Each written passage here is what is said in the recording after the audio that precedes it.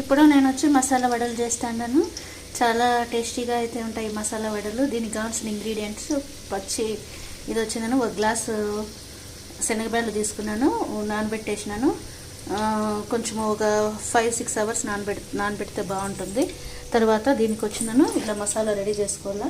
శనగబేళ్ళు first మిక్సీలో వేసేసి ఒక 5 ఆనియన్స్ తీసుకున్నాను. ఒక గ్లాసు శనగబేళ్ళకు ఒక 5 ఆనియన్స్, ఒక 10 గ్రీన్ చిల్లీస్, కొంచెం అల్లము, తగినంత ఉప్పు, తర్వాత కొత్తిమీర, కరివేపాకు, పుదీనా ఇవన్నీ ఫస్ట్ మిక్సీలో వేసేసినాను. పచ్చిమిరపకాయలు, అల్లము, ఉప్పు కలిపి మిక్సీలో వేసేసి ఆ తర్వాత కరివేపాకు, కొత్తిమీర, పుదీనా ఇవి చాలా వేస్తే బాగుంటుంది.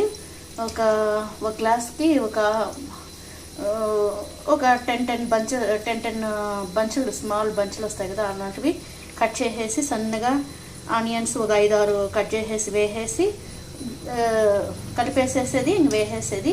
ఇక్కడైతే నేను స్మాల్ టిప్ ఒకటి పాటిస్తాను, అందుకే ఎక్కువ క్రిస్పీగా ఉంటాయి. అదేమరంటే మీకు చెప్తాను.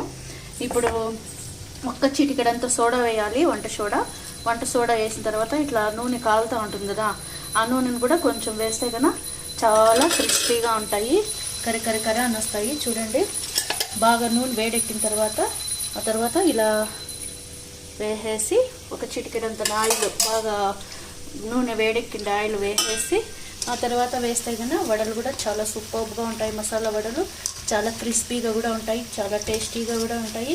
నేను ఎప్పుడు చేసినా మా వాళ్ళందరూ అడుగుతూ ఉంటారు, నువ్వేదో చేస్తూ ఉండవు దీంట్లో, వడలల్లో ఎక్కువ క్రిస్పీగా ఉంటాయి, మాకైతే అట్లా రావు అని అంటారు. ఏం లేదు ఫ్రెండ్స్, అదే చెప్తున్నాను కదా, వేడి నూనె కొద్దిగా వేయండి, చాలా సూపర్గా వస్తాయి. అంతే కర్ర అని ఉంటాయి. ఇవే కరకరలాడే వడలు రెడీ, అంతే. బాయ్. చాలా ఈజీగా చెప్పేసినాను, మీరు కూడా ట్రై చేయండి. ఇది నా స్టైల్లో కరకరలాడే మసాలా వడలు.